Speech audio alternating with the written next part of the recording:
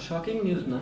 আহ, তাদের এই রাইট আছে যে তারা কোন সময় ডিসিশন নিতে পারবে যে আহ, কোন সময়টা তারা ক্রিকেট খেলবে, কোন সময়টা খেলবে না। এবং সে এনাফ ম্যাচিউর আমার বলার থেকে, না না আমি বলতেছি, আমার বলার থেকে তার ডিসিশনকে আমার প্রাধান্য দেওয়াটা উচিত। এবং তার ডিসিশনে আমি রেসপেক্ট করি। এবং সে যা করছে ইন্টারন্যাশনাল ক্রিকেটে, নট অনলি ফর ইন্ডিয়া, মানে আপনি যদি দেখেন overall white ball format, test ফরম্যাটের aggression change করছে কিন্তু অনেকখানি।